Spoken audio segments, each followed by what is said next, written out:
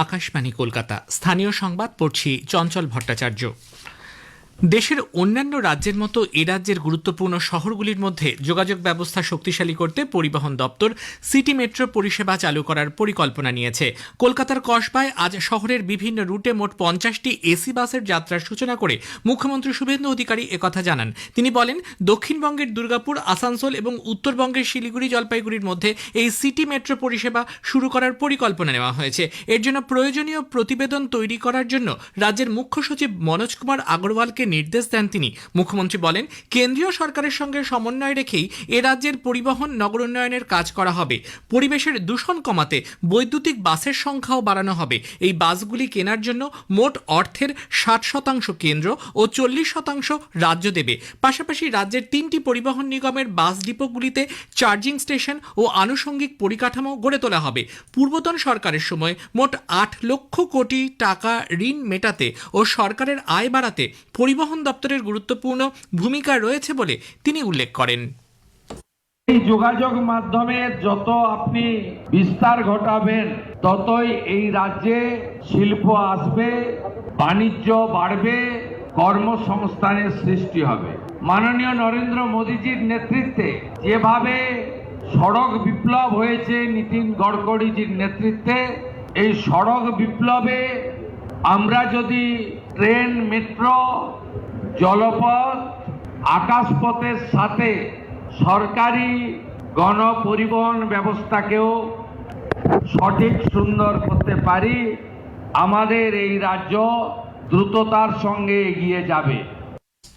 রাজ্যে পালাবদলের পর 1993 সালে পুলিশের গুলিতে নিহতদের স্মৃতির প্রতি শ্রদ্ধা জানানোর জন্য আজ প্রথম 21শে জুলাই।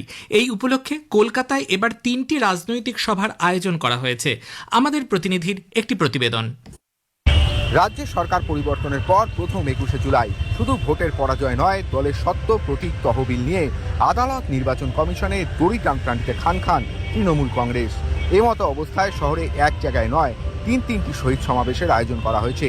মমতা ব্যানার্জিপন্থী তৃণমূল কংগ্রেস যেমন ধর্মতলার চিরাচরিত সভাস্থল ছেড়ে আদালতের নির্দেশে বিড়লা তারামণ্ডলের সামনে নতুন সভাস্থল বেছে নিয়েছে, তেমনি তাদের চ্যালেঞ্জ ছুড়ে ময়দানে গান্ধী মূর্তির পাদদেশে মঞ্চ বেঁধেছে বিদ্রোহী গোষ্ঠী। আবার তার থেকে ঢিলছোড়া দূরত্বে শহীদ মিনারের পাদদেশে সভার আয়োজন করেছে শহীদ দিবসের উত্তরাধিকার ফিরে পেতে মরিয়া প্রদেশ কংগ্রেস নেতৃত্ব। এই 3 সভা ঘিরে গতকাল থেকে সরগরম গোটা রাজ্য। তবে তৃণমূল কংগ্রেসের 2 শিবিরের কাছেই এবারের 21শে জুলাই বিশেষ তাৎপর্যপূর্ণ বলতে গেলে অ্যাসিড টেস্ট। কারণ রাজ্যের বিভিন্ন জায়গা থেকে আসা কর্মী সমর্থকদের ভিড়ের অভিমুখ আর মিছিলের গতিপথ বুঝিয়ে দেবে ঘাসফুল শিবিরের উত্তরাধিকার কার হাতে দেখতে চান আম জনতা। অভিরূপ ভট্টাচার্য, আকাশবাণী সংবাদ, কলকাতা। এদিকে সভাস্থলে আসার সময় তৃণমূল কংগ্রেসের বিভিন্ন গোষ্ঠীর ওপর বিজেপি কর্মীরা কটূক্তি ও নিগ্রহ করেছে বলে দলের পক্ষ থেকে অভিযোগ করা হয়েছে। অন্যদিকে পশ্চিম বর্ধমানের দুর্গাপুর স্টেশনে কলকাতাগামী তৃণমূল কংগ্রেস কর্মীদের জন্য বিজেপির পক্ষ থেকে পানীয় জল ও বিস্কুটের ব্যবস্থা করা হয়, যদিও স্টেশনে বা ট্রেনে সমাবেশে যোগ দিতে যাওয়া কোনো সমর্থকের দেখা মেলেনি। বিড়লা তারামণ্ডলের সামনে তৃণমূল কংগ্রেসের 21শে জুলাইয়ের সভামঞ্চ ভাঙচুরের অভিযোগের প্রেক্ষিতে জয়েন্ট কমিশনার অফ পুলিশকে অবিলম্বে পর্যাপ্ত পুলিশ মোতায়েন করার নির্দেশ দিল কলকাতা হাইকোর্ট। বিচারপতি সৌগত ভট্টাচার্য বলেছেন, সমাবেশ যাতে শান্তিপূর্ণভাবে হতে পারে, পুলিশকে তার জন্য নজর রাখতে হবে। 30শে জুলাই পুলিশকে এ বিষয়ে রিপোর্ট দেওয়ার নির্দেশ দিয়েছেন তিনি। এদিকে 21শে জুলাইয়ে শহীদ হওয়া বরানগরের বিশ্বনাথ রায়ের ছেলে রাজীব রায় সুশান্ত চট্টোপাধ্যায় কমিশনের রিপোর্ট প্রকাশ না করার জন্য মমতা ব্যানার্জি, অভিষেক ব্যানার্জি এবং মনীশ গুপ্তের বিরুদ্ধে এফআইআর করবেন বলে জানিয়েছেন। তিনি সকাল থেকে তাঁর বাবার ছবিতে কোনো তৃণমূল নেতাকে মালা দিতে দিচ্ছেন না। 21শে জুলাইয়ের সমাবেশ উপলক্ষে অন্যান্য বছরের তুলনায় এবছরের বৃহত্তর কলকাতার চিত্রটি আলাদা। রাস্তাঘাটে যান চলাচল মোটামুটি স্বাভাবিক, তবে আজ সকাল 6টা থেকে সন্ধ্যে 6টা পর্যন্ত মধ্য কলকাতার বিভিন্ন রাস্তায় যান চলাচল নিয়ন্ত্রণ করা হচ্ছে। নির্মীয়মান একটি বাড়ি দখলের অভিযোগে নদিয়ার হোগলবেড়িয়া থানায় দায়ের হওয়া মামলার কৃষ্ণনগরের সাংসদ মহুয়া মৈত্রকে তদন্তে সহযোগিতার শর্তে রক্ষা কবচ দিয়েছে কলকাতা হাইকোর্ট। আপাতত 5ই অক্টোবর বা পরবর্তী নির্দেশ না দেওয়া পর্যন্ত তার বিরুদ্ধে কোনো রকমের কঠোর পদক্ষেপ করা যাবে না বলে জানিয়েছে আদালত। আগামী 14ই আগস্ট দুপুর 3টের সময় সশরীরে তদন্তকারী আধিকারিকের সামনে হাজিরা দিতে হবে মহুয়াকে। তদন্তে সহযোগিতা না করলে অবিলম্বে তা আদালতের নজরে আনার জন্য বিচারপতি সৌগত ভট্টাচার্য আজ নির্দেশ দিয়েছেন। স্থানীয় সংবাদ শেষ হলো। আকাশবাণী খবর পড়ছি অনিন্দ চট্টোপাধ্যায়। প্রথমে বিশেষ খবর। প্রধানমন্ত্রী নরেন্দ্র মোদী দেশের সমস্ত পরীক্ষায় প্রশ্নপত্র ফাঁস রোধ করার জন্য কঠোর ব্যবস্থা নেওয়ার আহ্বান জানিয়েছেন। দেশের তরুণ সমাজের স্বার্থ সুরক্ষায় সরকারের অঙ্গীকার পুনর্ব্যক্ত করেন তিনি। নিট প্রশ্নপত্র ফাঁস ইস্যুসহ অন্যান্য ইস্যুতে বিরোধীদের হই হট্টগোলের মধ্যে দুপুর 2টো পর্যন্ত সংসদের উভয় কক্ষ মুলতবি করা হয়েছে। জাতীয় ডেঙ্গু প্রতিরোধ কর্মসূচিকে আরও শক্তিশালী করতে কেন্দ্রীয় ড্রাগস স্ট্যান্ডার্ড কন্ট্রোল অর্গানাইজেশন দেশের প্রথম ডেঙ্গু ভ্যাকসিন কিউডেঙ্গাকে বাজারজাত করার অনুমোদন করেছে। চলতি মাসের 19 তারিখ এমভি গোল্ডেন লিও নামক বাণিজ্যিক জাহাজে হামলার ঘটনায় ভারতে নিযুক্ত রুশ চার্জ অ্যাফেয়ার্স ভ্লাদিমির লাদানভকে তলব করেছে বিদেশ মন্ত্রক। সুপ্রিম কোর্ট গঠিত উচ্চ ক্ষমতা সম্পন্ন কমিটি আরাবল্লী পর্বতমালা সংক্রান্ত বিভিন্ন বিষয়ে সাধারণ জনগণের কাছ থেকে মতামত ও প্রক্রিয়া আহ্বান করেছে। পশ্চিমবঙ্গে রাজনৈতিক পালাবদলের পর 1993 সালে পুলিশের গুলিতে নিহতদের স্মৃতির প্রতি শ্রদ্ধা জানানোর জন্য আজ পালিত হচ্ছে 21শে জুলাই। আসছে বিস্তারিত খবরে। সংসদ ভবনের জিএমসি বালযোগী অডিটোরিয়ামে এনডিএ সংসদীয় দলের সদস্যরা মঙ্গল মিলন বৈঠকে হাজির ছিলেন। বৈঠকে দেশের দীর্ঘতম নির্বাচিত প্রধানমন্ত্রী হিসেবে দায়িত্ব পালনের জন্য প্রধানমন্ত্রী নরেন্দ্র মোদীকে অভিনন্দন জানিয়ে একটি প্রস্তাব পাশ করা হয়। সংসদ বিষয়ক মন্ত্রী কিরেন রিজিজু সাংবাদিকদের জানান, বৈঠক চলাকালীন প্রধানমন্ত্রী দেশের সমস্ত পরীক্ষায় প্রশ্নপত্র ফাঁস রোধ করার জন্য কঠোর ব্যবস্থা নেওয়ার আহ্বান জানান। তিনি বলেন, প্রশ্নপত্র ফাঁসে জড়িতদের বিরুদ্ধে কঠোর ব্যবস্থা নেওয়ার পাশাপাশি দেশের তরুণ সমাজের স্বার্থ সুরক্ষায় সরকারের অঙ্গীকার পুনর্ব্যক্ত করেছেন শ্রী মোদী। প্রধানমন্ত্রী জানান, সাম্প্রতিক নিট পরীক্ষার প্রশ্নপত্র ফাঁস কাণ্ডে জড়িত সকলকে গ্রেপ্তার করা হয়েছে এবং বর্তমানে 13 জন অভিযুক্ত জেলে রয়েছে। শ্রী রিজিজু জানান, দোষীদের যাতে কঠোরতম শাস্তি হয় সে বিষয়ে প্রধানমন্ত্রী বিশেষ জোর দিয়েছেন।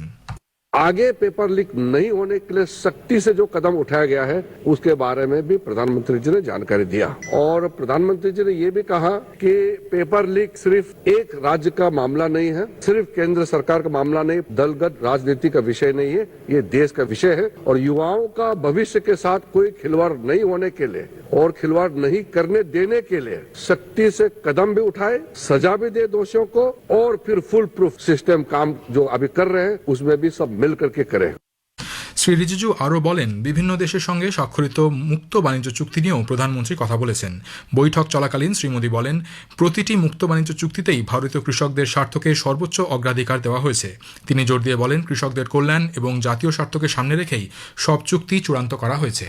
प्रधानमंत्री जी ने कहा है, जितना भी फ्री ट्रेड एग्रीमेंट हुए हैं उसमें किसानों को लेकर के किसानों का इंटरेस्ट उसको प्राथमिकता देते हुए कोई नुकसान होने नहीं देंगे। उसमें किसानों का हित को सबसे सर्वोच्च ध्यान दिया जाएगा और दिया गया है, इसलिए ये किसानों के हित में और देश हित में रहेगा। এনডিএ সাংসদরা জানিয়েছেন, দেশে আয়োজিত পরীক্ষাগুলিতে স্বচ্ছতা ও নিরপেক্ষতা নিশ্চিত করতে প্রধানমন্ত্রী নরেন্দ্র মোদীর নেতৃত্বাধীন কেন্দ্র সরকার প্রতিশ্রুতিবদ্ধ। আকাশবাণী সংবাদকে দেওয়া বিশেষ সাক্ষাৎকারে রাষ্ট্রীয় লোক মোর্চার সভাপতি উপেন্দ্র কুশওয়াহা বলেন, এনডিএ সংসদীয় দলের বৈঠকে প্রধানমন্ত্রী নরেন্দ্র মোদী প্রতিযোগিতামূলক পরীক্ষাগুলিতে স্বচ্ছতা ও মেধার সঠিক মূল্যায়ন নিশ্চিত করার বিষয়ে সরকারের অঙ্গীকার পুনর্ব্যক্ত করেন। তিনি বলেন, ভবিষ্যতের সমস্ত প্রতিযোগিতামূলক পরীক্ষাও স্বচ্ছভাবে পরিচালনা করা হবে। এনডিএ সংসদীয় দলের বৈঠকে প্রথমবারের মতো অংশ নেওয়া বিজেপির রাজ্যসভা সদস্য অশোক মিত্তল বলেন, প্রধানমন্ত্রী নরেন্দ্র মোদী জোর দিয়ে বলেছেন, সরকার সবসময় শিক্ষার্থীদের পাশে দৃঢ়ভাবে দাঁড়িয়ে আছে। তিনি বিরোধীদের সমালোচনা করে বলেন, তারা জনগণকে বিভ্রান্ত করতে মিথ্যা ইস্যু তৈরি করছে। অন্যদিকে বিজেপির আরেক সাংসদ জনার্দন সিং সিগ্রিওয়াল বলেন, এনডিএ সংসদীয় দলের বৈঠকে প্রধানমন্ত্রী নরেন্দ্র মোদী দেশের যুবক, নারী ও সমগ্র দেশবাসীকে শুভেচ্ছা জানিয়েছেন। নিট প্রশ্নপত্র ফাঁস ইস্যুসহ অন্যান্য ইস্যুতে বিরোধীদের হই হট্টগোলের মধ্যে দুপুর 2টো পর্যন্ত সংসদের উভয় কক্ষ মুলতবি ঘোষণা করা হয়েছে। সকাল 11টায় লোকসভার অধিবেশন শুরু হলে অধ্যক্ষ ওম বিড়লা প্রশ্নোত্তর পর্বের সূচনা করতে চাইলেও বিরোধীদের প্রতিবাদের জেরে প্রথমে লোকসভার অধিবেশন দুপুর 12টা পর্যন্ত মুলতবি করা হয়। অন্যদিকে রাজ্যসভাতেও একই পরিস্থিতির সৃষ্টি হয়। রাজ্যসভার চেয়ারম্যান উপরাষ্ট্রপতি সিপি রাধাকৃষ্ণন বিরোধী দলনেতা মল্লিকার্জুন খাড়গেকে তাঁদের বিষয়টি উত্থাপনের অনুমতি দেন। খাড়গে নিট সংক্রান্ত বিষয়ে গতকাল নতুন দিল্লিতে শিক্ষার্থীদের বিক্ষোভের প্রসঙ্গটি তুলে ধরেন। এরপর বিরোধী ও শাসক দলের সদস্যদের হট্টগোলের জেরে উচ্চকক্ষের অধিবেশনও দুপুর 12টা পর্যন্ত মুলতবি করা হয়। সিকিমের নামচি জেলার সামারডুংয়ে নির্মীয়মান NHPC Teesta stage 6 hydro electric প্রকল্পের টানেলের ভিতর আটকে পড়াদের সন্ধানে অভিযান চলছে। এখনও পর্যন্ত 9 জনের দেহ উদ্ধার হয়েছে। 25 জন টানেলের ভেতরে আটকে রয়েছেন বলে আশঙ্কা করা হচ্ছে। নামচি জেলা প্রশাসন, এনএইচপিসির আধিকারিক, রাজ্য বিপর্যয় মোকাবিলা বাহিনী, জাতীয় বিপর্যয় মোকাবিলা বাহিনী, সিকিম পুলিশ, দমকল ও জরুরি পরিষেবা বিভাগ, স্বাস্থ্য বিভাগ এবং অন্যান্য সংশ্লিষ্ট বিভাগের সঙ্গে সমন্বয় রেখে উদ্ধার কাজ চলছে। সিকিমের এই প্রাণহানির ঘটনায় উপরাষ্ট্রপতি সিপি রাধাকৃষ্ণন গভীর শোক প্রকাশ করেছেন। সমাজ মাধ্যমের এক বার্তায় তিনি শোকসন্তপ্ত পরিবারগুলির প্রতি সমবেদনা জানান। সিকিমে সুড়ঙ্গ ধসে প্রাণহানির ঘটনায় রাষ্ট্রপতি দ্রৌপদী মুর্মু গভীর শোক প্রকাশ করেছেন। সোশ্যাল মিডিয়া দেওয়া এক বার্তায় রাষ্ট্রপতি শোকসন্তপ্ত পরিবারগুলির প্রতি সমবেদনা জানান। এছাড়া আটকে পড়া অন্যান্য শ্রমিকদের দ্রুত উদ্ধার ও নিরাপদে সরিয়ে আনা সহ আহতদের দ্রুত আরোগ্য কামনা করেন তিনি। অন্যদিকে প্রধানমন্ত্রী নরেন্দ্র মোদীও শোকসন্তপ্ত পরিবারগুলির প্রতি সমবেদনা জানিয়েছেন এবং আহতদের দ্রুত আরোগ্য কামনা করেছেন। পাশাপাশি মৃতদের নিকটাত্মীয়দের প্রত্যেককে প্রধানমন্ত্রীর জাতীয় ত্রাণ তহবিল থেকে 2 লক্ষ টাকা এবং আহতদের 50,000 টাকা আর্থিক সহায়তা প্রদান করা হবে বলে ঘোষণা করেন তিনি। ডেঙ্গু প্রতিরোধে কর্মসূচিকে আরও শক্তিশালী করতে ভারতের কেন্দ্রীয় drugs standard control organization CDSCO দেশের প্রথম ডেঙ্গু ভ্যাকসিন কিউডেঙ্গাকে বাজারজাত করার অনুমোদন করেছে। ডেঙ্গু প্রতিরোধের জন্য এটি দেশে অনুমোদিত প্রথম ডেঙ্গু টিকা। 4 ধরনের ডেঙ্গু ভাইরাসের ক্ষেত্রে এই টিকা কাজ করবে। এই টিকাটি 4 থেকে 60 বছর বয়সীদের ব্যবহারের জন্য অনুমোদন দেওয়া হয়েছে। ইউরোপীয় union, Britain, Switzerland, Indonesia, Malaysia ও থাইল্যান্ড সহ বিশ্বের 42টি দেশে টিকাটি ইতিমধ্যেই কৌশলগত ও প্রশাসনিক অনুমোদন পেয়েছে। এর আগে ওষুধের গুণমান নির্ধারক কর্তৃপক্ষ ডিসিজিআই টাকেদা বায়োফার্মাসিউটিক্যালস ইন্ডিয়া তৈরি ডেঙ্গু ভ্যাকসিন কিউডেঙ্গাকে বাজারে বিক্রির অনুমতি দেয়। আজকের প্রসঙ্গে আজ শুনবেন বিকশিত ভারতের লক্ষ্যে ক্ষুদ্র ও মাঝারি শিল্প, এই বিষয়ে একটি আলোচনা। জাতীয় ক্ষুদ্র শিল্প নিগম লিমিটেডের আঞ্চলিক জেনারেল ম্যানেজার ডক্টর অনুপম গায়নের সঙ্গে কথা বলেছেন অভিজিৎ চক্রবর্তী। আজ দ্বিতীয় তথা শেষ পর্ব। অনুষ্ঠানটি শোনা যাবে আজ রাত 8টায় গীতাঞ্জলি প্রচার তরঙ্গে, ডিটিএইচ বাংলা পরিষেবা ও আকাশবাণী সংবাদের সোশ্যাল মিডিয়া প্ল্যাটফর্মে। খবর শুনছেন আকাশবাণী থেকে।